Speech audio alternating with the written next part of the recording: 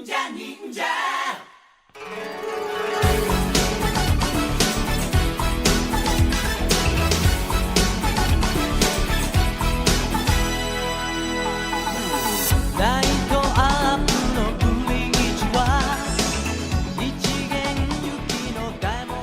to the Super Sentai Brothers. This is episode 32 of A View to a Kakuranger, the internet's best and only podcast dedicated to Ninja Sentai Kakuranger.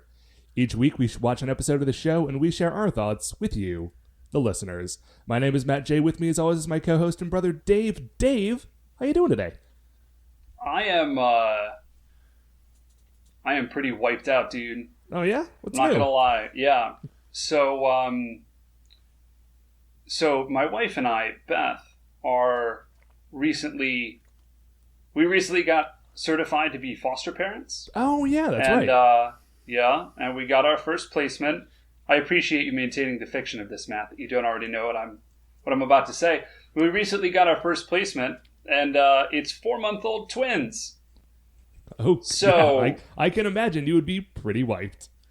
Yeah, we had not planned to take more than, one baby at a time. That seems reasonable. Sure. But they called us and they were like, well, could you take twins? And, I'm not going to be like, well, I'll take one of them. So we have 2 twins. So the week has been a flurry of activity, acquiring another one of all of the things that we already had in preparation for a baby. And I'm wiped out. So I'm going to bounce. Oh. Good luck. Okay. Well, listeners, as you may have guessed, we have prepared for this eventuality.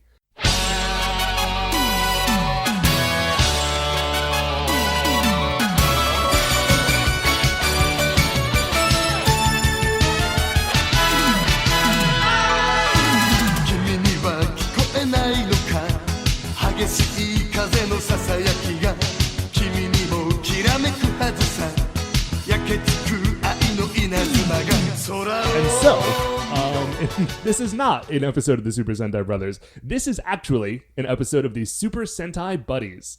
And joining me this week for the first time we've ever done this show without both Dave and I on it, is producer Mark. Hey, man. Welcome. I was thinking about that earlier today, too, that this is the first time we have had an episode that does not have both of you guys. I mean, it'll have Dave in the intro, obviously. Sure. But yeah, it is a major change in format for us. Yes, and so here's what we are doing today. We are not going to watch Ninja Sentai Kakuranger. I know. Right. I know you're all disappointed. Listen, I'm disappointed too. Me too. I need to know what's going on, because I watch live with well, not live with you guys. I don't come to your living room and watch alongside you, but I watch every episode week to week as you watch, and I need to know what's happening. The story is getting good. I know. We have finally beheld a new Shogun. We got all the giant robots in place. Young Noble Jr. has perished along with Dr. Yagami, and now Daimao is on the move. But we have to put that off for a week, because I do not want to do that without Dave. No, it's just not right. And so, instead, we are going to be watching a different show, a different Sentai show, which we'll get to as the 5th star. So let's circle back around to that. That sounds like a reasonable plan. I have to tell you, Young Noble Jr.'s death hit me a lot harder than I was prepared for. Oh, dude, me too. I did not see it coming. Yeah, especially not this early. Holy cow. There's almost 20 episodes of this show left, and I like that guy. I know, the show is only, 3/5 done? And we only had Junior from episode, I think he showed up in episode 13 or 14. He's only been around for what will eventually be, a pretty small percentage of the show, which is really bizarre. Right, and you guys hit it on the head last week when you were talking about it. The show really started to pick up when he came on the scene. Yeah, now I know there's another 1 or 2 characters that are still in the mix that we haven't met yet, and I don't want to spoil you on it if you are somehow unaware of those characters. But I at least know we have those things to look forward to. But yeah, we're going into a bold new era on Kakuranger. But I am getting ahead of myself here. Yeah, sorry. That is my fault. I drug us there because usually I'm not on this end of the mic, and I had thoughts on Kaku Ranger. So listen, we've all got thoughts on Kaku Ranger. It is hard to watch that show in a sort of neutral, unbiased way. Yeah. But I think we have a whole segment that we're supposed to get through before we get to the Super Sentai talk. Yes. So, Mark.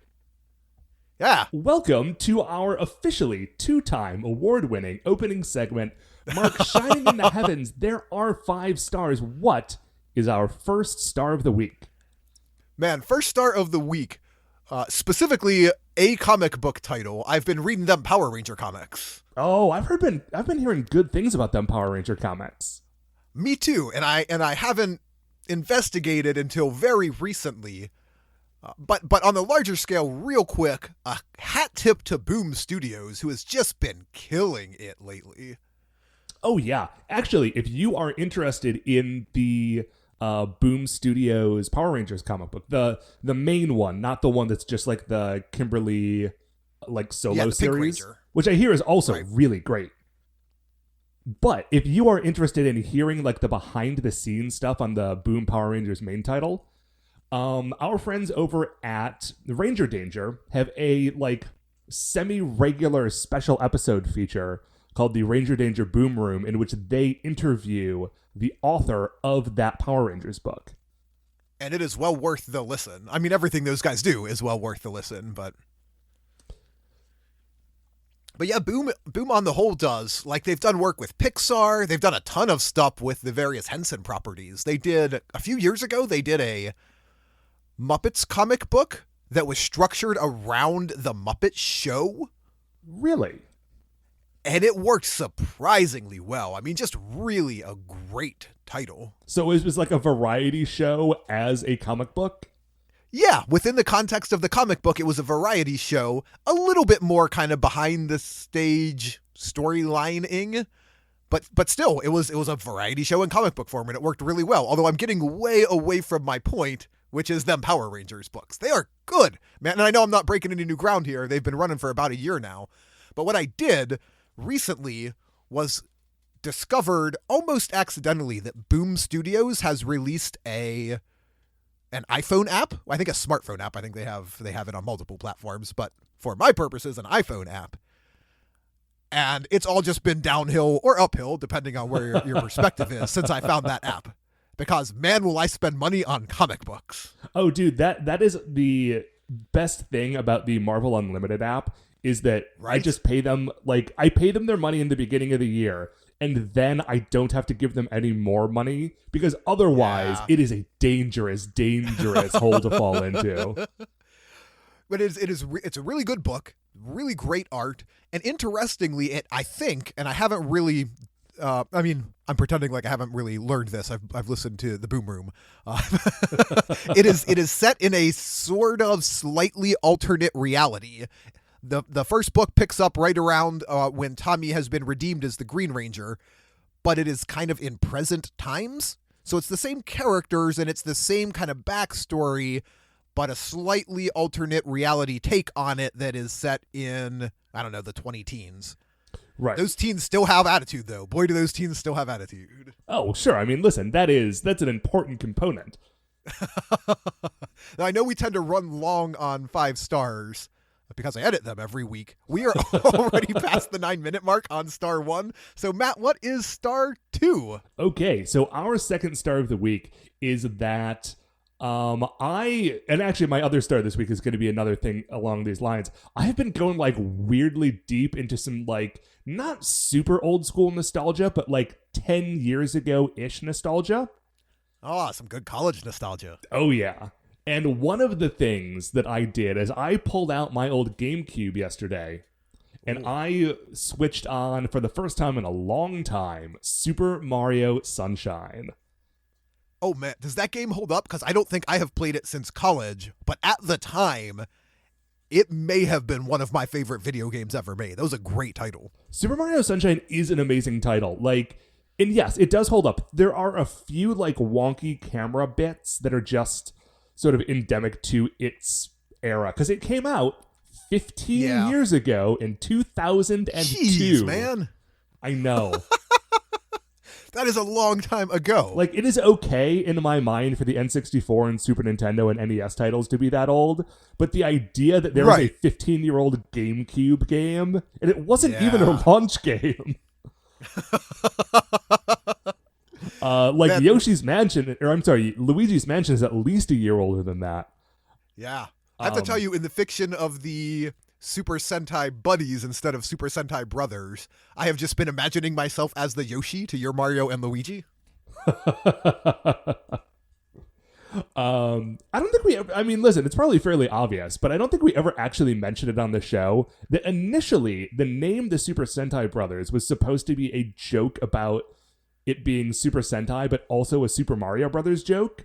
And I was going to, and I just never got around to it. The logo that we used was originally that was going to be a temporary thing until I really worked it out. And I was going to do a whole, sprite-based thing that had, Mario and Luigi as a Red Ranger and Green Ranger. And so it was going to be a very explicitly, focused, yes, this is Mario and Luigi, the Super Sentai Brothers.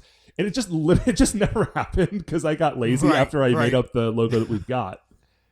It's a good logo, though. I mean, it works. Oh, sure. It has. And the initial one was red and green, so it did still kind of have illusions. Oh, yeah. And that is why I used red and green for that one.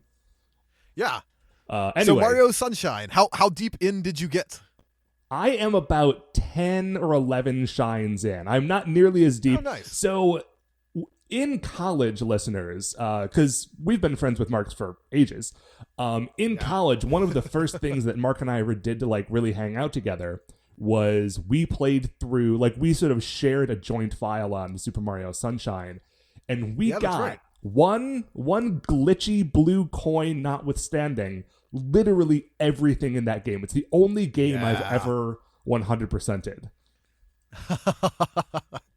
That was a good run for me because we've talked about this before, maybe not on air. The GameCube was an insanely good system. And right in that window, because I jumped in on it a little late, so in college, around the same time, we had Wind Waker, Sunshine, and Metroid Prime all going. And you cannot beat a trio of Nintendo games for quality. And that's not even talking about Double Dash. Oh, dude. Well, Double Dash is the only video game I'm good at. I like playing video games, but the only video game that I could feel good about competing against other people who are quote unquote good at video games was when you and I played Double Dash together. That's true. We made a formidable team to the extent that at one point, just to sort of challenge ourselves, we started playing it upside down. Not turning the TV upside down, but turning ourselves upside down. Yeah, we would play... Well, it was sort of weird because we were playing on the mirror track, which is where all the turns go the other way. But we were lying on our backs looking up at the TV. And so it kind of rewrited itself a little bit, but that was a challenging time. Not that we didn't succeed, of course. Right. But anyway, that is a very long sort of deep dive on some old GameCube stuff. But yes, the game absolutely does hold up. Mark, what is our third star of the week? In a very similar vein, and I will do this spoiler-free, I have been spending a lot of time playing Breath of the Wild on the Nintendo Switch. Man, is that a good game. Although that is not my observation, because saying a Zelda game is a good game is not, we ain't breaking any new ground there. Every Zelda game is a good game. Right, particularly except for those this weird one. ones. What was the CDI? Whatever that. So there was a weird, I think it was a Philips CDI, system. yes. Yeah. That Nintendo was going to make a disk drive or something for. Nintendo backed out of the deal at the last minute, and kind of as compensation for backing out of the deal, they gave Philips the license to use, I believe, specifically 3 or 4 of their characters in 4 games. So they had a weird Mario game that only featured Mario, and then 3 really terrible Zelda games that the only familiar faces, which are the only really 2 significant ones, were Zelda and Link. Anyway, Right. all of that nonsense aside, what I want to note about Breath of the Wild, because as aforementioned, the entire universe is telling us it's a good game. Specifically, I've been playing it with my 5-year-old daughter and with my wife. Okay. And that is a challenging concept to put together. Not because it's hard to think of playing video games with my daughter. I play video games with my daughter all the time. But to create a game that all three of us can enjoy and find challenging and play together is pretty mind-bending. Especially when it's a one-player game. Yeah, right. It's such a well put together game. It has, Nintendo, when they are on their game, they are just perfect craftsmen, and that's what they have done. They have just crafted this game so well, and it is so fun for me as a dad and as a husband to be enjoying this really incredible title with my family. So my wife is playing a file and I am playing a file, and we are having very different experiences. We are both playing the same game, and ultimately, we're both going to beat Ganon at the end. Sure.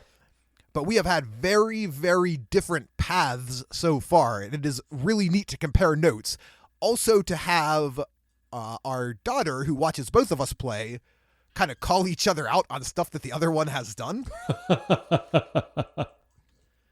So I can't remember I mentioned this story on Mount Olympus, but I'm going to tell it again. My daughter was talking to my mother on the telephone. Uh-huh.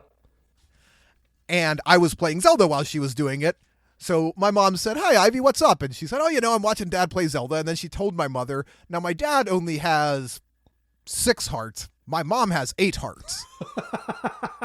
So I was getting sassy for my kid. And then my mother said something along the lines of, "Oh, it sounds like your dad needs to step it up." And my daughter looked at me, my 5-year-old daughter, who I am introducing to video games, looked at me and said, "Yeah, Dad, muscle up, Buttercup." Oh, that is wonderful.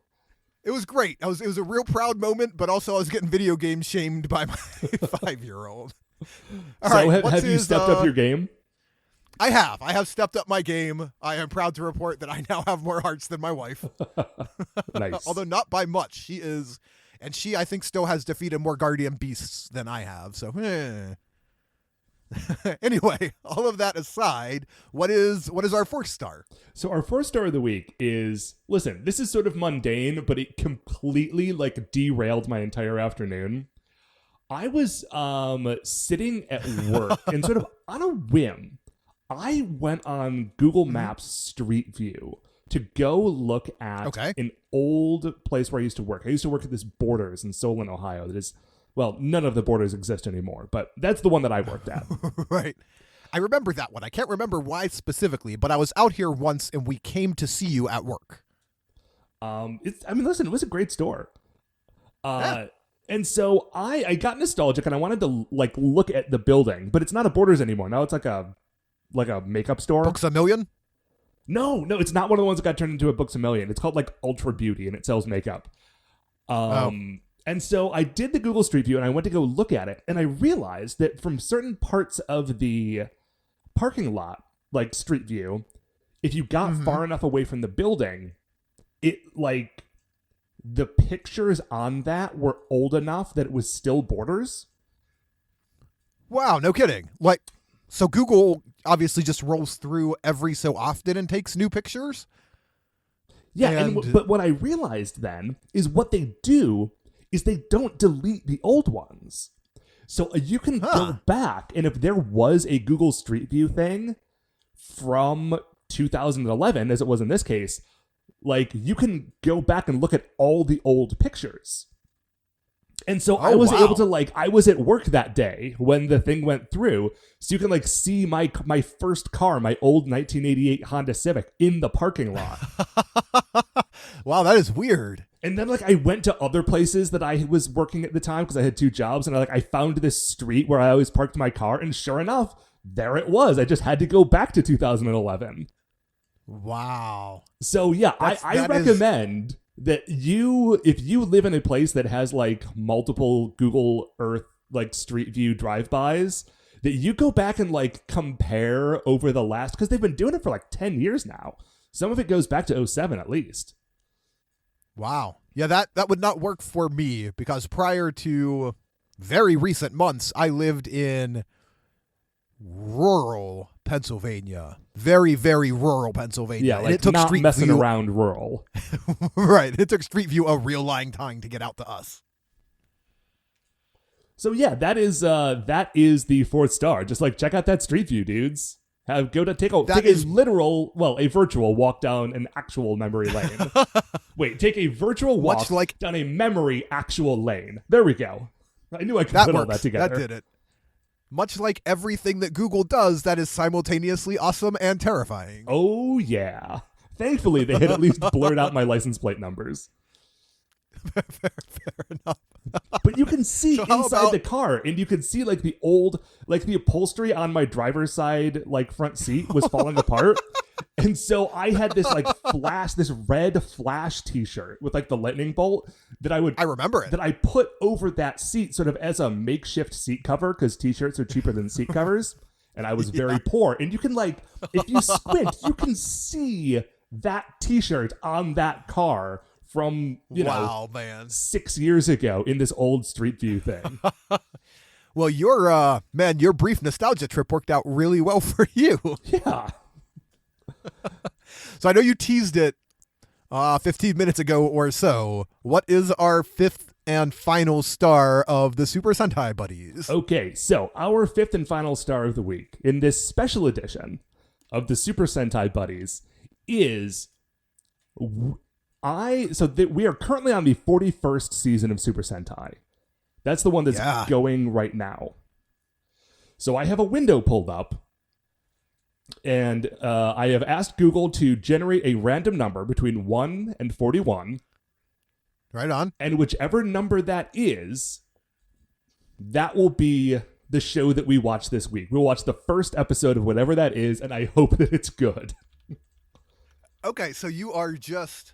I mean, not entirely pulling a number out of a hat, but you are essentially pulling a number out of a digital hat to kind of determine for us. And this is a real thing. This is real and live time. Yes. To determine for us what we're going to watch. Okay. I hope it does not come up to 16 because then we are just going to watch episode 1 of Kaku Ranger. Okay, well, if it's Die Ranger, Kaku Ranger, or Jetman, I will re-roll. But it or is it 18? I forget. Whichever one it is. Drum roll, please. 12. Okay, so what is the 12th season of Super Sentai? Let me Google this real quick. I feel bad about my joke from earlier because now I think Kaku Ranger was 18. I think that you're right, actually. Okay. Either way. Hey, you were very close off the top of your head. Okay, so the 12th season of Super Sentai. Now, this is counting Go Ranger as season 1, not counting Battle Fever J as season 1. Okay. Just so you know. Starting in the kind of Super Sentai era. Right. Well, I think we talked about this ages ago. Oh, by the way, it's Liveman. We're going to be watching the first episode of Chojuu Sentai Liveman. Wow. Wait, hold on. Is that the one with the super white uniforms? There's a lot of white in those uniforms. It looks like it's an animal theme. And thankfully, I can do this one off the top of my head. This can be the first and probably only episode of You Only Liveman Twice. I love it. Okay, so we're going to go take a break. We are going to watch episode 1 of Chojuu Sentai Liveman. I don't know what it's called. I'll tell you that after the break, and we will be right back.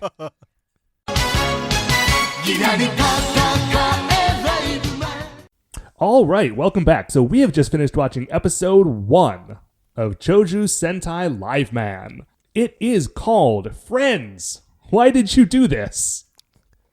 Why did they? Okay. Oh, I don't even know where to... Okay, I am out of words. So I want to clarify something before you jump in. Sure. Just one small question, because I'm new to this side of the microphone. This is not my usual chair. This is a children's program, right? Yes, this is a television show for children. Okay, all right, go ahead. Okay, so here is the thing that I forget every time we do an episode 1 of any of these things. And that is that the first episode of every Super Sentai show is so, like, jam-packed with stuff that I had to pause this thing maybe at least a dozen times to make sure I was writing everything down correctly. Right? Yeah, no kidding, man. Okay, so the name of the episode is Friends, Why Did You Do This? But as we open up, we get a picture of a shadowy man in a trench coat pointing a laser pistol at 2 butterflies and shooting them until they die. And then you hear the words, which translate roughly to, friends, why did you sell your soul to the devil? And then we get our opening sequence. Yeah, it's for a podcast that likes to take its name from James Bond movies. It is a little bit of a Bond-esque opening with a long silver gun kind of being drawn and pointed. I will say, too... Oh, go ahead. Sorry. Oh, I was just going to say, I want to talk about this opening because there are at least 2 things in it that are amazing. Yeah, I was just going to say, this theme song, right out of the gate. I love this theme song. It took me a while to warm up the Kaku Ranger, not going to lie. I enjoy the Kaku Ranger theme song now. It took me probably a dozen episodes. This one had me on, like, note number 2. Oh, yeah, it is jazzy. And we get to see... Okay, so we're going to start with 3 heroes in this one. Now, I know that later in Liveman, there are additional heroes for a total of 5. We're not going to see those people this week. We're only going to see the first 3. Those 3 characters are Yusuke, and forgive me if I'm going to pronounce these wrong, but, you know, that's sort of our standard disclaimer on the first episode of any of these things. Yusuke, who will be our Red Falcon, Jo, who is the Yellow Lion, and Megumi, who is the Blue Dolphin. Now, Red Falcon is introduced in his human guise, driving in a convertible, which is a cool thing to do. Jo is also introduced doing a cool thing on a skateboard, but just before we see Jo on a skateboard, we see a dog on a skateboard. Dog on a skateboard in 1989, guys. Way before YouTube was doing it. So if you were worried that this show wasn't great, immediately it has gone the other way. So then we meet Megumi, the Blue Dolphin. She's riding a bike with no hands because she's a daredevil, I guess. Yeah. We also then see, near the end of this opening sequence, a moonwalking robot. I have that in my notes. Moonwalking robot. Motorcycle fire jump. Oh, most of my notes are like that. It's like 3 words with an exclamation point. Mine too. My favorite line from the theme song, the lightning bolt of burning love. I tried to write down the by a words. Picture of jumping dolphins. There were just jumping dolphins in the theme song. Oh, there were absolutely jumping dolphins, and some of them had like beach balls on their nose. They sure did. Because this show opens up with selling your soul to the devil and literally shooting butterflies, and then transitions us to puppies on a skateboard and dolphin tricks. It's been an emotional roller coaster. It has. We're 2 minutes in, and I already do not know what to expect from this show. You know what I didn't expect, though? A Science Academy Island. Oh, you were not expecting Academia Island, where the Science Academy is? No, I was not. Okay, so the opening of this show, all of our characters are on what is called Academia Island. Academia Island is like a special science camp for like genius kids who have been handpicked by the UN to design what is essentially the International Space Station. Yep. I can't help but think of this island as Genosha. You know, it's got that sort of like late 80s, early 90s science island thing that Genosha has going on. Thankfully, it doesn't also have like the slavery. Yeah. Listen, yeah. The weirdest thing about Academia Island, well, okay, there's a lot of weird things about Academia Island. The thing that jumps out to me the most is that in a Super Sentai show, I am never expecting to see an actor who is not Japanese. Right. But since these are like people from all over the world, there are Japanese students, but there are also like very clearly an international student body. Yeah, yeah. They make a point of kind of showcasing that in a couple of extended like montages and things. Yeah, you get like a bunch of like white and black students who are all speaking English because that's the other language that's available, of course. Right. Yep. One of them is named, I think, Mary Charles. Yes, Mary Charles. Mary Charles is in my notes. Yeah. And they all have the shared noble goal of making a better world. That is what they are here to do. Well, okay. All but 3 of them are 100% committed. Yeah. So we cut to the classroom. The class is being taught by a Professor Hoshi. And Hoshi, I think, is going to be their like mentor character. Yeah, I think that is the case. Hoshi seems to be at least the sort of academic leader of Academia Island. Yeah, like, listen, he looks like a science teacher. He is a dude, he's got a lab coat, he's got glasses. It's not a flashy look, but it's a solid one, and I respect it.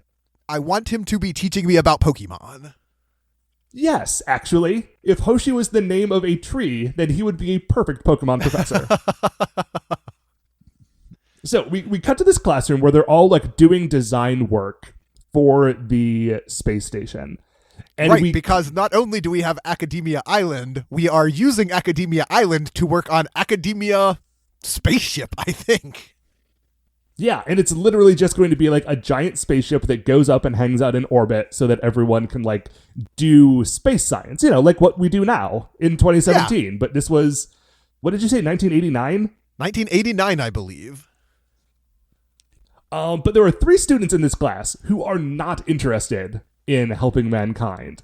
And we got to the first one. His name is Tsukigata, I think. Tsukigata, yes. And he is played by Super Sentai Brothers fan favorite. I don't have the actor's name in front of me, but it is Jin Matoba, the Demon Fist from Dairanger / Emperor Tranza from Jetman. Man, I wrote in my notes, okay, which other character is this guy because I recognize him, but I couldn't place him. He is 2 other characters, and I think he's actually been in other stuff too. Like, I think he might have been in a Kamen Rider or a Metal Hero, and like he probably also played a monster in a different season of a thing. Right. He was a That's fairly awesome. Prolific what is the word for the show that we were watching? Tokusatsu. Sentai. He was a fairly prolific tokusatsu actor in like the late 80s, early 90s. I love that sort of thing about the Sentai franchise, that they do periodically repurpose actors. There's one of them that just popped back up as a twin, right? An episode or so ago in Kaku Ranger. I like that. I like when that happens. I really like it when that happens. Because, yeah, like, you get a bunch of people who are clearly comfortable working in that environment. They're good enough at acting and kung fu, and they make a new show every year. Like, why wouldn't you just grab those dudes? The American version of this is Tommy, except he keeps playing the same guy. Yeah, it would be like if Tommy showed up now but was a completely different character. I'm sorry, if Jason David Frank showed up now. Right. I called him Tommy, of course, because that is how I think of him, because I don't think he's ever played any other role. I think Jason David Frank also thinks of himself as Tommy. I think that's fair. I've looked at his website. Anyway, Tsukigata is having nothing to do with this stupid, sappy humanitarian garbage, and he displays it by, like, standing up and badly ripping a piece of paper in half. Well, what I love about this is that this was his homework that he was working on his giant 1989 computer. Yeah. And so to be able to tear it in half, he had to stop working on his homework, print it out, stand up, and then tear it in half. He was committed to demonstrating how much he thought this idea was garbage. And so the Professor Hoshi says, like, no, listen, this is actually very important because there's science that we can do in space that we can't do on Earth, and this is going to help advance humanity. And he says, no, I'm sorry, when I say he, I mean Tsukigata, says, no, this is ridiculous. And then his 2 friends, who are also dressed like evil, fashionable teens, like, they all have what are very clearly, like, bad guy clothes, but not, like, full-on villain clothes. Like, they're all wearing sort of, like, fancy bow ties that are not part of the dress code. Yeah, if you took an episode of Project Runway and told the designers that their inspiration was supposed to be the snobby, mean kids from Saved by the Bell, this is probably the fashion show you would have come up with. Yeah, I think that is exactly what we are looking at here. So we've got those three, and then you've got a group of who are clearly the good guys opposing them. And you know that they're the good guys because they're dressed in like block colors and sensible outfits and like a cool jacket. Yep. And there are 5 of them because, there's always 5. So I thought at this moment, to myself, okay, Mark, here are your 5 friends. These are the guys we need to get to know. These 5 people. Just get to know and love all 5 of them equally because they will all be in this show forever. Right. And those kids, the 3 bad guy kids, after sort of their dramatic moment, I don't want to say they storm out of the room, but they walk out with purpose. They file out of the room sternly. Yeah, that's it. So they leave, and that's basically like the end of this scene, right? Yeah, there's a Frasier-like kind of credit scene device here. I don't know if that was supposed to be the intro and that this screen is transitioning us in. Oh, I don't know. The first episodes are always sort of weird because it kind of showcases the opening maybe like out of order a little bit. Like we got a little bit of a cold open, so I'm not exactly sure if we were to watch a second episode of this, if we were to get that same thing coming up again. But now those obviously sinister teenagers walk into an obviously sinister classroom. The lights are all off. This is the nighttime. They're walking like single file in step. They sort of stalk through the hallways of the school, and then they go outside, and is it at this point? Okay, no. Never mind. I'm getting ahead of myself in the notes, and This is where we get the Tron computers. Yes, okay. So it's that beautiful, you mentioned it earlier, that really beautiful, specifically mid to late 80s computer era with the giant screens and the real limited color palette and what I always think of as the Tron visuals, the kind of blocky lettering and everything. And the screen has like a sort of an evil looking face on it, or sigil. Does. I couldn't tell if it was supposed to be like a face or an insignia, but it says, whatever it is, very in sinister. English, it says, "Welcome to Volt." Volt is in all capitals. And then it blinks a few times, and then the screen says, "Okay." Yeah. A strange moment to suddenly insert some English. That same flashing OK is the exact same one that a few years later they would use in Jetman whenever their computer stuff was being finished up. Yeah, you are correct. And I guess to be fair, this is an international UN-run facility, and the UN often uses English as its default language because it's spoken by a large number of populations. So maybe I shouldn't be making fun of this computer for being in English. Maybe that makes sense. I mean, you should be making fun of it for saying "Welcome to Volt," but... Volt, yeah. So we cut from there to our heroes, our good friends who are all doing they're all acting like they're fun teens hanging out at the soda fountain, but in fact what they are doing are extremely dangerous science experiments. Yeah, they're very loose, they're joshing around, they're kind of elbowing each other, and they are very clearly having a good time. But having a good time, as you say, doing really, really intense, high-end scientific experimentation. So some of them are working at a console, and then there's this sort of tube thing that opens up. It's like a tube that's bisected sort of vertically. So there's sort of two chambers that have doors on them. A few of them sort of jokingly wrestle their way in past the other three. Okay, we are going to be the first two to have the experiments done. Friendly competition over who gets to get inside of this bisected tube. Because clearly they're all laughing the whole time because they're all friends. And they've all been working on this project together, and nothing's ever going to happen that's bad. Also joking and laughing along with them, that dog. Oh yeah, the skateboard dog. Skateboard dog. So, who for some reason is hanging out doing science. Hey, why not? It's nighttime. It's, he only skateboards during the day. At nighttime, he is science dog. This is one rad dog. I wish the dog was wearing sunglasses. That is the only way this dog could be improved. So the two get inside these chambers, and they're like, okay, like, fire the thing up. Like, we're ready. Our good hearts will do anything to help humanity. Run the experiment. I think one of them literally says that. Yep, that is, yeah. It is everything about the first 10 minutes of this show takes great pains to sort of illustrate the good-hearted nobility of these teenagers. Like, they are really in it for the purposes of, A, bettering humanity, and B, hanging out with their bestest friends. Right, which is very different and sort of refreshing coming off of Kakuranger, where the first episode was that Sasuke and Saizo are, like, kind of useless. Yeah, and it's not uncommon for Sentai programs to sort of take the first few episodes to force the team to get to know each other. Not always, but that happens, and it is fun in this one to have that friend dynamic already set. Unlike the Power Rangers movie, where we had to spend the first 2 acts telling you that they knew each other, we just jump right in with these guys clearly being buddies. So, they throw the switch on the thing, it starts like flashing and spinning around, and then it seems like it's moving a little too quickly. And the 3 who are outside the chamber try to shut it down, but like they can't quite get to it in time. And we're cutting back and forth between this and some like storms that are kicking up outside. And all of a sudden, the machine overloads, and it was standing sort of next to a wall. And it's not.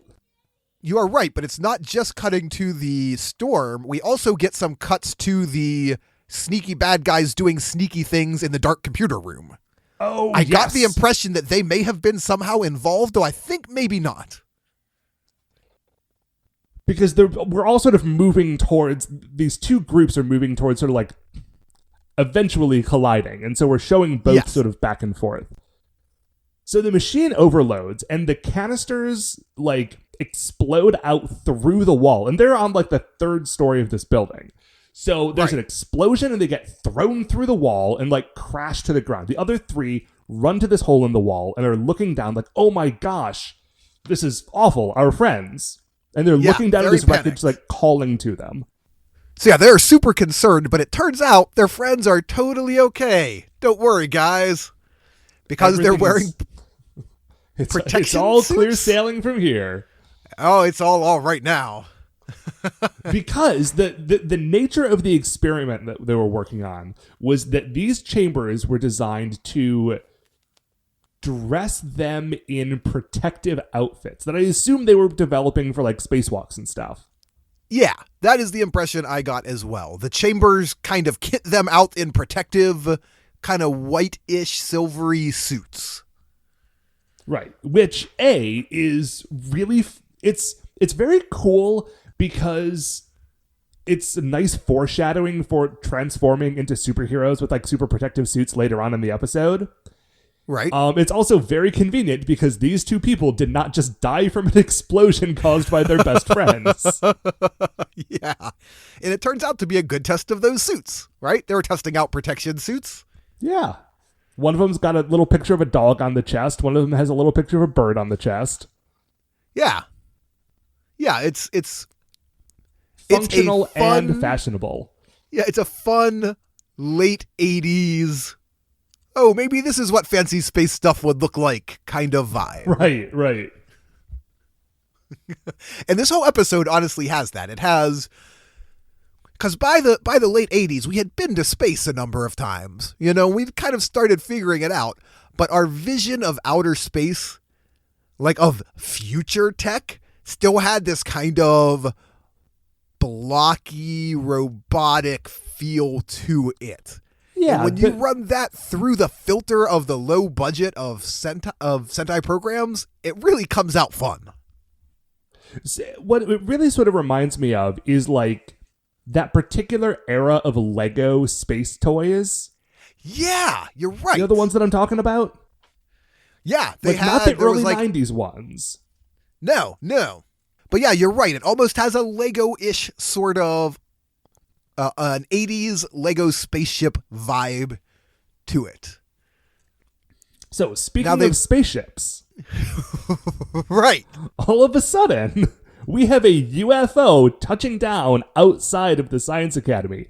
And weirdly, it's causing a clock nearby to go haywire. The arms are just like, not arms, that's not how you describe the things on a clock. The hands. That's typically how you would describe the things on a clock. The hands on the clock start spinning indiscriminately. It's an effect that is often used in low-budget sci-fi movies, but generally to portray something going haywire with the timeline or such. Right, not just a spaceship. So I was a little confused here for a minute. As was I. But the spaceship lands, the gangplank, I guess, what's that called? Yeah, maybe a gangplank. The thing you walk up to get into the spaceship extends down, and those three evil kids from earlier just kind of stride out as if they were expecting this spaceship, which I guess they were. Yeah. And, like, they start to walk up the ramp, and they are confronted by our 5 good students. Yeah. Like, evil student number 1, Sukigata, he turns around and he, like, tears the Science Academy patch off of his jacket and throws it on the ground. Very dramatic. And they try to stop them. They're like, Sukigata, other 2 characters, what are you doing? They're going to space, that's what they're doing, but not before they take that silver laser gun out from the opening and shoot some people. Oh, yes. So they aim it back at our heroes, and the 2 that are wearing the suits, and this is actually very reasonable. Like, they're like, oh, we are wearing these super protective suits. We will jump in front of our friends to, like, block whatever attack this is. Right. Unfortunately, Sukigata had apparently been designing this super laser in sort of to be of a similar strength to their super protective suits. Yeah, his tech is superior. And so we get, like, a real mirroring of what happened in that cold open, where, like, a dude turns around with a silver laser gun and shoots down these, like, 2 shiny figures. In the beginning, it was, like, a guy in a trench coat shooting 2 butterflies, but here it's Sukigata shooting down... Did we get the name of these 2 characters? Yeah, they are Takuji and Mari. Okay. And they go down. Like, they go down. Right, and we get the sense, both earlier in this episode and a little later, that they are sort of the golden children within this group. Like, within this team of 5, they are... So we mentioned earlier that the point of Space Academy, or at least one of the points of Science Academy, was to build Space Academy. And we will find out shortly that these 2 were meant to be on the pilot team, or at least that was their goal. Right. So these are sort of the 2 special butterflies, so to speak. Yeah, and I think they seem a little younger than the other 3 as well. Yeah, I got that sense too. And maybe that's just the way that, like, the actors were playing it, but they definitely seem to be, like, the little brother of the group. Yeah, the show really takes a lot of pains to sort of illustrate their innocence. And I think part of that is an almost childlike wonder and awe. You're right, they come off young. Not like children, but, they come off young. Right.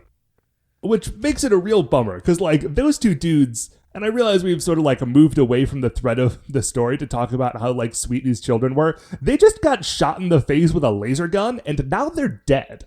Like, they are dead. And in case you thought they weren't dead, we are, like, the thunder starts to roll in, the rain starts to fall, and we are given an extended scene of the surviving 3 characters weeping in the rain.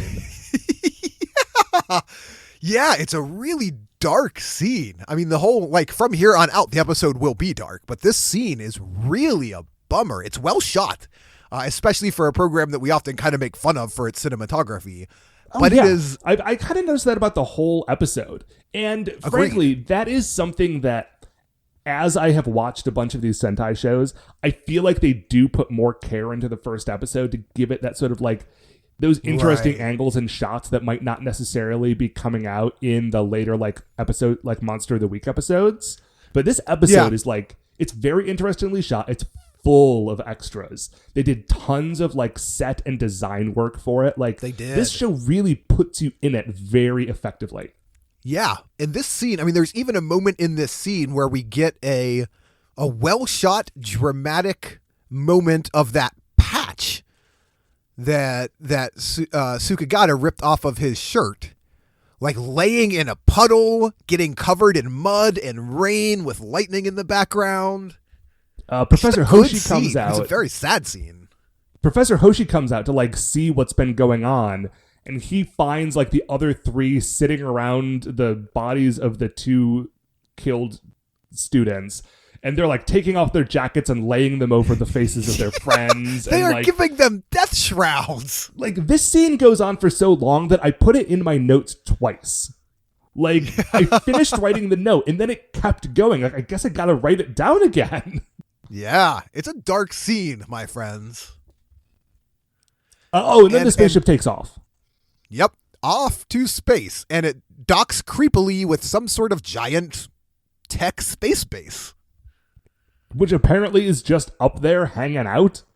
Yeah, Science Island thought that it was making the first space base. That is not the case. There's already one up there, you guys, and it is bad news. You would have thought that Science Base would have had, like, a telescope to look that up, but whatever. And then 2 years pass. Yeah. And just to make in case the bloody, muddy rain and the death shrouds were not enough, we come back out of this 2-year later cut to tombstones. Yep. These white, beautiful tombstones that are like sitting on the cliff overlooking the waters at like a beautiful beach at Academia Island. Note, yep, the bodies of these students have not been like sent home to where they are from to be with their families. It's a good point. So committed were they to the ideals of this island that they were buried within its soil. Right. They are citizens of Academia Island. They have no other home. And listeners, don't worry. If we have not yet emphasized the death of these two people enough, there'll be another good moment before we end. Oh, yeah. So we cut from there to the graduation ceremony, and they're all wearing what essentially look like what, naval cadet outfits, like the all-white suits with like captain hats, basically? Yeah. Big, like every student of the island is standing around. There's a brass band in the background. There's a grandstand where Professor Hoshi is talking. And Professor Hoshi is announcing the names of all of the students who have been chosen to be part of the initial pilot team for the space satellite. And this is, by the way, we mentioned Mary Charles earlier. This is where Mary Charles gets a shout out. And she, in English, says... She speaks in English, and obviously it's her native language, but the way that she is saying those words does not make it sound like she was supposed to have been speaking English properly. It's like how we used to complain about Jiraiya sounding weird. Yeah, it is as though the extra that was cast to play Mary Charles got really caught up in these specific enunciations and speech patterns of the Japanese language that she was hearing around her and delivered her English lines with that same sort of enunciation pattern of the Japanese language. And I know that sounds a little wonky. I don't know if I'm explaining that well, but that's what it felt like to me. No, yeah, I 100% understand what you are saying, and that is true. And there's actually a few of the pilot crew who are sort of similarly American sounding. There was a Greg it's a very in there cool somewhere. Moment in a show that doesn't often give you that sort of international cast. Yeah, and it is. There's what, maybe a dozen or so students selected? Yeah. And this is, if you will recall, this was the goal of Takuji and Mara, who died 2 years ago. They wanted to be part of this team. Oh, and by the way, the 3 surviving students from, like our heroes are not selected to be part of the pilot crew. I was genuinely surprised by that. I was too. Like the last couple of people that they were showing, like as they were saying the names, I was trying to look at the names on the screen and then look at the names that I had written down in my little like cheat sheet. Right. Like, wait, is that the guy? no, I don't think that's him. But they're all dressed the same because they're all wearing their graduation uniforms. And so I had initially written down like our heroes go to space, and then I had to like in the margins of my notes write do not go to space. Yeah, it not what I was expecting more of a Jetman vibe. Yeah, where like the one surviving guy got to be the Jetman, even though like all of his fellows had died. Right. And we'd be in some kind of outer space base, and that would be kind of our location for this show. Nope. No, not at all. So we cut away to our three friends, Yusuke, Joe, and Megumi, and they are back at those tombs. Yes. This time they have flowers. Remember, these people are dead. We just need to keep driving it home. And in case you have forgotten what they looked like since the commercial break, they have photographs of the two dead friends who they lay the photographs, framed photographs, by the way, on the graves next to the bouquets of flowers. Yes. And then eventually, Megumi, I think it was, begs the professor, Hoshi, into letting her put those photos on the spaceship because it was always the dream of those two to go to space. Yes. And Hoshi's like, oh, yes, of course, I understand. Yeah. Like a kind man with a good heart, he agrees to this very reasonable proposal. So we cut, speaking of something going to space, we cut to like the launch sequence countdown. And it's shot very cool. Like you can tell that there are control center rooms all over the island. And it's cutting from like, control room 1 to control room 2 to like inside the space station to people standing outside watching it. Right. You get a quick shot of them setting up the photographs like on a shelf inside the space station, in which people are just sitting like an office. Yeah. Like they're not strapped in as though it is a rocket ship. That is a fair observation. But again, for a Sentai program in the late 80s, you can tell they spent some extra time on this one. Oh, absolutely. This is another really good sequence. And then they blast off into outer space, and it's very exciting. Yeah, well, okay. They blast off towards outer space. Yeah. They are intercepted, unfortunately, by a couple of evil-looking sort of alien fighter jets that fly in from out of the clouds. Yeah, I kept referring to them as the robot dragonflies. Yeah, they do have a sort of a dragonfly look, but like the back tail of the dragonfly can sort of swing down and hit things or zap lasers or something. There's a lot of red lightning coming out of those things. Yeah, and it takes this very triumphant moment, very dark. And like we said, they set it up very well. So the scene had this feeling of hope and triumph and success. And it makes that very dark very fast. And it is worth noting, and we may cut this out of the discussion, we'll see. This is only 3 years after Challenger. And I was wondering about that. I noted that because I grew up, as I think you did as well, with a mother who was very invested in my sort of social education. Mm-hmm. And so when I was a kid, like in kindergarten, while I waited for the bus, she used to quiz me on members of the current president's cabinet, that sort of thing. Like my mom took pains to make sure I was getting a proper social education. For instance, I remember watching the Berlin Wall fall because my mom made me watch it on television because she said it was going to be important. Oh, yeah. Yeah. I absolutely remember that. Right. And when I was 4 years old, I was living in Dallas, Texas. My family had moved very suddenly. It was a very tough and weird time in my life. It is some of my earliest memories because, 4 is right about when you start focusing in on things and can kind of call, like, some of your memories you can pull from that time. Mm-hmm.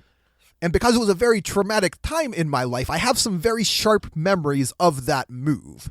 My younger brother was born in Texas, so I remember a lot about the hospital. I remember specifically scorpions and sharp grass. Basically, Texas wants to kill you. Like, all of Texas wants to kill you all of the time. Maybe that's why they all carry guns all the time. They just need to shoot Texas back. While we were there, Challenger happened. And my mother, being the good mother that she was, made me watch it. She's like, hey, Mark, you need to watch this. It's going to be important someday. And I have very limited very limited but very vivid memories of the Challenger explosion. And that's why this seemed, when I saw it, I immediately thought Challenger, because it's fiction and it's a kids program. But those memories, that setup of like hope and triumph and the spirit of mankind and just the like all of the things that humanity can be, just so cruelly ripped away in the very next moment. The show does a good job of capturing that. It does a really good job. It's okay, but I mean, we've sort of been talking around it. They shoot the space station down. Like, the space station gets blown up and crashes to Earth in a giant fireball. And we get one more scene of those two friends, their photographs kind of burning up as the ship is shot down. They die one more time. Just in case it wasn't enough, they have to die before and after the commercial break. Yeah. And then we follow that up with those dragonfly ships just sort of razing Science Island.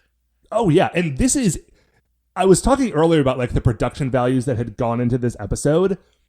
The stuff that they're doing here with like the miniatures and all of the like, they're blowing up cars, and it's all, this is 1989. It's all like practical fire explosions. Yeah, it looks really, really good. It's the sort of thing that like it's kind of hard to find in a TV show these days, because they sort of, there are easier ways to do it now. So it's not like covered in explosion dust all the time. Right, you don't get those practical effects. Which I know makes me sound like a very old man complaining about how like I really want like 1980s TV explosions. But listen, dig up this episode. It really looks great.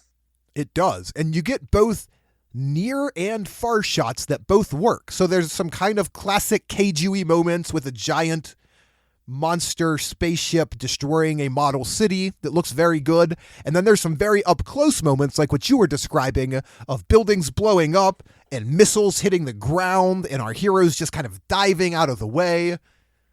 It's all very good. So speaking of our heroes diving out of the way, they, like, there's explosions all over the place. They get sort of separated, but they all eventually make their way back to like a central location.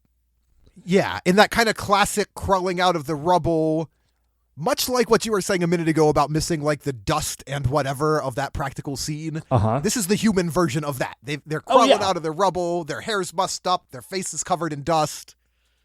Like they've got like red paint on them to signify blood, and there's sort of like dirt stuck to the red paint. But they all find each other. Like they all come back together sort of in the center of Science Island.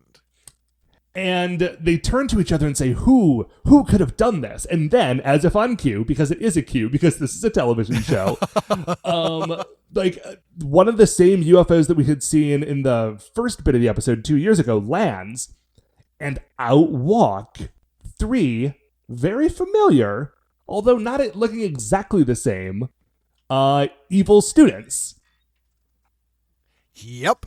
This time they are dressed like a combination of the Master Robots from Mega Man and the Lost Boys from Hook. Yes, that is exactly what they look like. And I'm not going to lie, it's a good look. I like that look. It is a good look. If you had been watching along on our previous seasons, they have sort of like a proto-Vyram look, but a little bit more feathery. Yeah, that's very accurate. And so they walk up, and our heroes turn to them and are like, dudes, what are you doing? Why are you here? Why do you look like this? And Tsukigata looks at them all and says, oh, these third-rate creatures are still alive. Right. Which... very dismissive. Yusuke is not happy about. Or Yusuke? No. Probably. Whatever. You know what I mean. The Red Ranger. Well, will be shortly. Right. He is not thrilled about this. So we get our explanation as to where they have been, because like you said a second ago, the heroes say, why are you doing this? What happened? And the explanation comes in the form of a flashback where we see our three bad guy teenagers meeting someone named Grand Professor Bias. Yes, and they all kneel down to him as though they recognize him from something else. So they clearly had been in contact with him. and he is absolutely like Space Darth Vader Michael Jackson. Yes.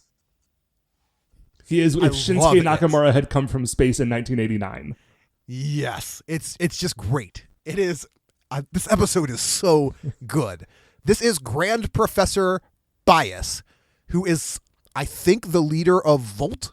Yes. And so Sukigata says, we are no longer humans. Because Yusuke is like, how dare you still call yourself human after doing all this to these people? He's like, no, we're not human. We gave up our humanity on that day.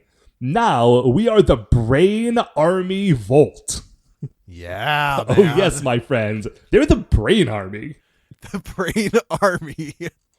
Oh, and they've all got new names now and fancy titles. Because now they're all doctors, which is really what they wanted. They went to a lot of extremes to be able to get that PhD. They were shortcutting the rigorous academic demands of Science Island to accelerate their own personal degree programs at the expense of their humanity. So we got 3 evil doctors. Sukigata is now Dr. Kemp. Yep. The woman of the 3 is Dr. Mazenda. And the guy, the third guy, who we haven't actually seen much of, although his bow tie was much larger than Sukigata's initially. He is Dr. Ablar. Yeah. And they have come back, according to, I think, the lady doctor. Dr. Mazenda. Dr. Mazenda, thank you. They have come back to clean up the trash, by which they mean their human friends. Yes, because the Earth must be led by geniuses, such as them and Professor Bias. Yep. And then she just starts shooting them with guns from literally every part of her body. Yes, Dr. Mazenda is just gun, like she is all gun.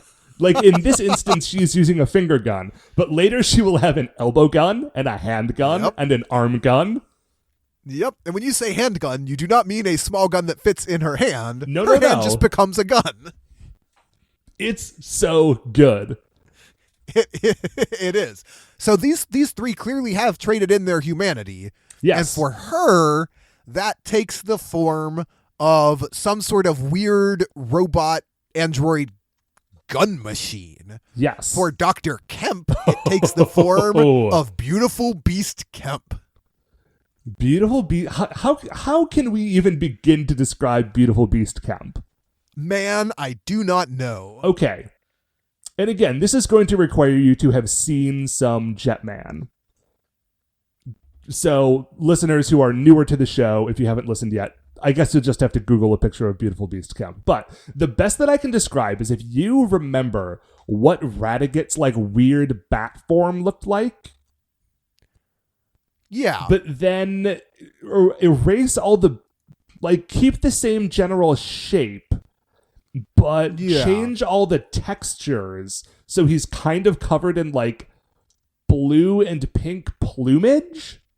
Do you remember, and this is a bit of a reach, do you remember William the Worm from the Labyrinth movie? Oh, gosh. He looks like that weird furry plumage, the same kind of strange face. He looks like a cross between that guy and Beast from the X-Men. Yeah, okay, yeah. Listen, we're having to go a long way to describe this dude, because it is a look and a half. It is. It's such a... And so Sentai often has that very sort of rubber suit look to their monsters. Mm-hmm. This guy is not that at all. Yeah, he's just so fuzzy. The texture's all wrong. Yeah. But it kind of works. Yeah, and I guess that's what makes him so beautiful. Oh, that's right. He is Beautiful Beast Kemp. And so he, after having transformed into Beautiful Beast Kemp, looks at our heroes and says, This is the power that we got when we transformed. This is what we have spent the last 2 years learning, and now we are back to crush you. Yep.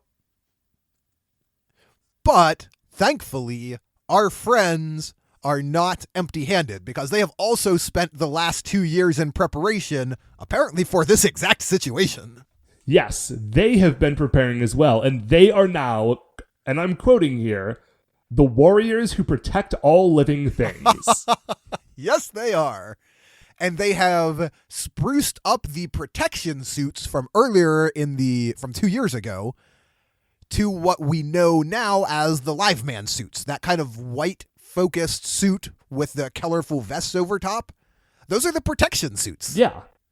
And they've all got like animal shaped helmets. So, okay, this is what we've got. We've got Red Falcon, who, if you watch Jetman, he just looks like Red Hawk. He looks sort of like a clunkier version of Red Hawk, but it's the same outfit. And he even has the same weapons. Like, he has that long, straight sword, and he's got a blaster. Like, this is very, very clearly when they made Jetman, Jetman was also super influenced by Gatchaman. Sure. But it feels like this guy's proto Red Hawk. Yeah, I think that's very accurate. And there's also Yellow Lion and Blue Dolphin. Yes. And man, do I love a good henshin. I love it. Oh, it's so good. I'm a little surprised that the Blue Ranger wasn't a shark, because I feel like a lot of times when we get an animal-themed team, the Blue Ranger will be a shark, and then they do this weird attack where like they bring their right hand down while they're bringing their left hand up, as though they are mimicking a shark biting someone. Yep.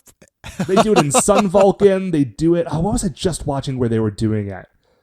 I'm completely forgetting now. It was Gal Ranger, which was which became Power Rangers Wild Force. It was that same thing. Okay. But these guys are great. They're so great. And then we just get a good old Sentai fight scene. Yeah, so Red Falcon has a sword, Blue Dolphin has a bow and arrow, like an energy bow and arrow, like the pink Mighty Morphin Ranger. Yeah. And from what I can tell, Yellow Lion doesn't have a weapon, but he does seem like he is probably stronger than other people. Yeah. At one point, he landed right next to a barrel, and I really thought he was going to pick the barrel up and throw it at someone. And when he didn't, I was genuinely surprised and disappointed. You're right. He has that vibe, which is not uncommon for Sentai programs, that there's the one guy who's sort of the brute strength guy. Yeah, and very often it's the yellow guy for reasons. So they fight for a while. They fight some kind of robot putties. I know they said the name of it, and I didn't write it down. There was a lot happening on the screen. The coolest thing about these robot putties is that they get knocked apart, but then the pieces continue to work on their own. Yeah, so, the independent pieces retain agency. Yeah, so like one of the heads gets knocked off, but like the head flies away and it still has lasers coming out of its eyes. Yeah. Yeah, that was a real good moment. And then a Yellow Lion pulls out his laser pistol, shoots the arm off of one of them, but then the arm just jumps up and grabs onto his throat and starts choking him out. Yeah, it does. Things, while they are fighting very well, they are badly outnumbered, and eventually that kind of catches up with them. Yeah, and they end up getting cornered by Dr. Mazenda. Oh, by the way, so Dr. Kemp, the beautiful Beast Kemp at this point, picks up Yellow Lion and throws him through a wall and halfway across the island. Dr. Mazenda corners Red Hawk and...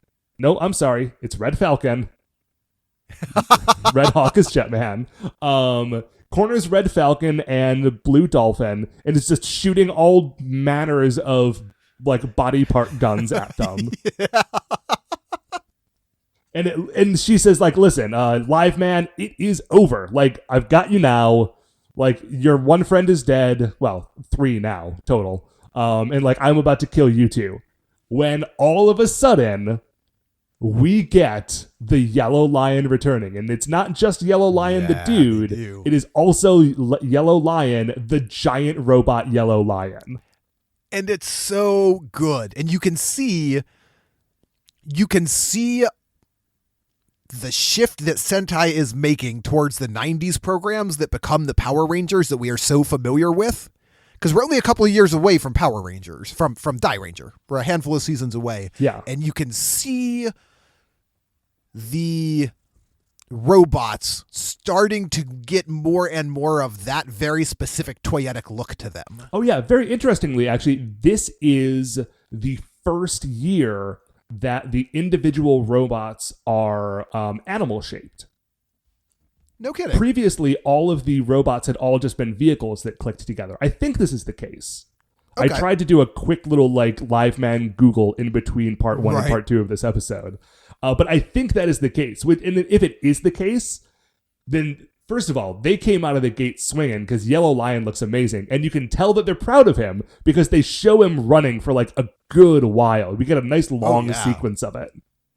Yeah, we do. And it's great. I love every minute of that sequence.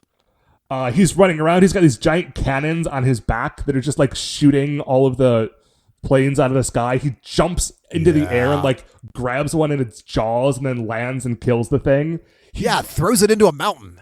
And then Yellow Lion, he's getting zapped at from these dragonfly ships, and he runs in between these two mountains. But there's no other end to that mountain pass, and so he just breaks straight through the other side of the mountain wall. Yeah. It's so good. Everything about this episode is so good. It's really great, but unfortunately, it's over. This is the end of the first episode of Chojuu Sentai Liveman. And I suspect that in the next episode, we're going to get the other two robots and that they're going to fight off the Brain Army Volt and win. But that is all that we get this week. And just at the very, very end, we get a short look at. So we had those three evil kids who came back and clearly are more than human now. And we mentioned earlier that one of them is just robot gun machine. Uh-huh. One of them is the beautiful beast. And for a very brief second at the end of the episode, we get a shot of what the third one is, which appears to just be Satan mouth. Oh, I did not see that. Yeah, the third one at the end kind of opens his mouth real wide and his eyes get black and he's got these crazy spiky teeth. Oh wow, it's real weird. I should go back and check that out. It looks like something out of a drat. I just lost the name of the director. The guy who did Pan's Labyrinth. Oh, he did Hellboy. Guillermo del Toro. Yeah, it looks very much like a Sentai-ized version of a Guillermo del Toro monster. All right, I will definitely have to go back and look at that. Yeah, and that's it. That is how we end this very good and very dark episode 1 of Liveman. Yeah. So okay, now obviously this episode, what we are doing now is sort of a weird one-off, right? Theoretically, next week. Dave's life will have calmed down enough that he can right. throw an hour together to watch this show with me again, and we can get back to Kaku Ranger. Do you want to have an ending segment chat about what you think would happen in Liveman if we were to continue to watch it? Man, that sounds fun. And one thing I do want to note in our kind of end cap, and it ties into several things you and I have talked about earlier, with Red Falcon being kind of a proto Red Hawk, and with the changeover of the robots and everything. Something I am learning as I watch more and more Sentai series is just how much they really build on themselves as they go. You can see the influence of previous seasons of Sentai in newer seasons of Sentai. And it's interesting to watch the evolution kind of across generations, so to speak, of this program. It really, really is. And I know what I would love to go to the Tokusatsu Museum in Japan to see all of this stuff all together. I did see one picture there of a thing where they've got all of the different Red Rangers that have bird themes and wings all together. Oh wow! Because there have been a few of them at this point. That sounds really cool. The thing that I really want to know, and I might try to watch more of Liveman later, or I might just go on Wikipedia and look this up. Oh man, all I want to do is watch Liveman now. It was so good. Dude, that's the problem with watching the first episode of these shows. It's I've got other stuff to do, and I have another half of Kaku Ranger to watch. And I'm excited about that, but all I want to do now is watch Liveman. But I really want to know, are those two super dead characters actually dead, or are they going to come back and be the last two Livemen? Right. Yeah, I mean, so clearly we've got some things going on. Grand Professor Bias seems to be the big bad, although at least, the big bad for the first part. Right. We've got the Brain Volt happening, which is our bad guys. And then I know that so there are two more characters. One of them I think is a Bison. The Black Ranger is Black Bison, and the Green Ranger is green. What are they? Hold on just a second. That is a fun color combo. I know we have, 6, 7 colors that we rotate in, 8 once you start considering your occasional whites and purples. But I like black, green, blue, yellow, red. That's a good combo. Oh, it's a rhinoceros. Oh, nice. Green is the green rhinoceros, or whatever Japanese for rhinoceros is. And actually, this is not the last time that we will get a Black Ranger that is like buffalo or bison themed. In Gal Ranger, the Black Ranger is like has horns, like a bull. Okay, and of course we get Mastodon. Yes, we do. So yeah. Huh. Yeah. Anyway, so that's that will do it for this episode of You Only Live Man Twice. Actually, what should probably happen is that on another occasion, you and I should do one more of these episodes so that we can truly live man twice. Yeah, that needs to happen. Now that you've put that idea into the universe, I think we have to do it. Listen, it is also the reason why I want to, at some point, revisit episodes of Die Ranger so that we can do Die Ranger another day. Yeah. Is it a terrible idea? Sure it is, but it's such a good title. But it's so good. So maybe you and I independently watch Live Man over the next several months, and we'll do a review of the final episode someday to close this off. That would be very fun. Because I'm not watching ahead on Cocker Ranger. I've got to be watching something. Okay, but we have been doing this for way too long. Listeners, I apologize that this is probably a super long episode, and more than you expect from us normally. But right now, this is going to do it for another episode of, for this episode of You Only Live Man Twice. Before we finish up here, I want to remind you can email the show at supersentaibrothers@gmail.com. You want to get any updates on future episodes or check out the things that we're talking about on Twitter, we are at Super Sentai Bros. If you like the show, and I hope that you do, please remember that shining in the iTunes review section, there are 5 stars. Please rate, review, and subscribe on there. That's what's going to help new people find the show. Super Sentai Brothers are a production of Retrograde Orbit Radio. Mark, since you're here, why don't you tell us about at least one other great Retrograde Orbit Radio show? Yes, we've got a couple other things going. One of them is the Mount Olympus podcast, which is essentially this program, but instead reviewing Hercules, The Legendary Journeys, and Xena Warrior Princess going in airing order. So I think we are up to the 10th episode of Xena now, which is something like the 28th episode of our show as a whole. We also have Amera Eurovision, which reviews the Eurovision Song Contest and is hosted by a husband-wife team that is part of the Retrograde Orbit Radio family. Eurovision is gearing up. We are just about to this year's Eurovision, and that is a fun show, too. To find those great shows, just head over to retrogradeorbitradio.com. So thanks for joining us. We have been the Super Sentai Buddies. I'm Matt. I'm producer Mark. And we will see you next week for the greatest show on Earth.